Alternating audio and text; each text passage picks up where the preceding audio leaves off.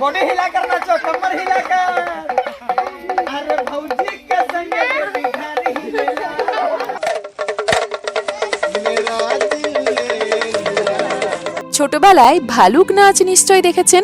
ডুগডুগি বাজিয়ে ঘুরে বেড়াচ্ছে এ পাড়া থেকে ও পাড়া। মায়ের কোল থেকে ছিনিয়ে নেওয়া হচ্ছে শান্ত মিষ্টি বাচ্চাগুলোকে। ছোট্ট নরম নাকে ঢুকিয়ে দেওয়া হচ্ছে উত্তপ্ত লোহার হুঁক। সেই হুঁকের সঙ্গে দড়ি বাঁধা হচ্ছে। টান দেওয়া মাত্রই লাফিয়ে উঠছে ভালুকটা। আমরা ভাবছি কি মজা, হাততালিও দিচ্ছি, পয়সা ছুঁড়ে দিচ্ছি। কিন্তু সে কি নাচছে নাকি অসহ্য যন্ত্রণায় চিৎকার করছে? এইভাবেই শতাব্দী প্রাচীন এক বর্বরতা চলেছিল আমাদের চোখের সামনেই। রাস্তার ধারে ডুগডুগির তালে তালে তথাকথিত ভালুক নাচ।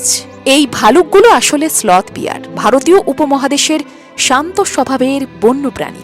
এদের চোখ ও কান তুলনামূলকভাবে দুর্বল হলেও ঘ্রাণ শক্তি কিন্তু এতটাই তীব্র যে দূর থেকে উই পোকার গন্ধ পায়, মধুর গন্ধ টের পায়। আর খিদে পেলে লম্বা বাঁকানো নখ দিয়ে উইয়ের ঢিবিও পর্যন্ত ভেঙে ফেলে, গাছের শক্ত বাকল চিরে ফেলে।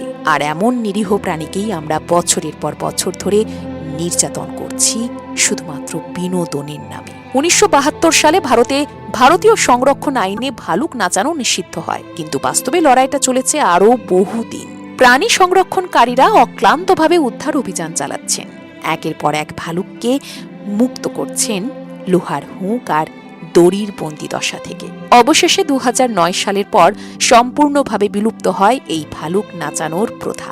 একটা সময় আমরা হাততালি দিয়েছি তাদের যন্ত্রণায়, আজ আমরা সচেতন হচ্ছি, সংরক্ষণের কথা বলছি। তবে প্রশ্নটা এখন আমাদের নিজেদের দিকেই, আমরা কি সত্যিই বদলাচ্ছি? যদি এই গল্পটা আপনার হৃদয়ে গিয়ে লাগে তাহলে ভাবুন, একদিন যাদের নাচ দেখিয়ে পয়সা রোজগার হচ্ছিল আজ তারাই স্বাধীনভাবে বনে ঘুরে বেড়াচ্ছে।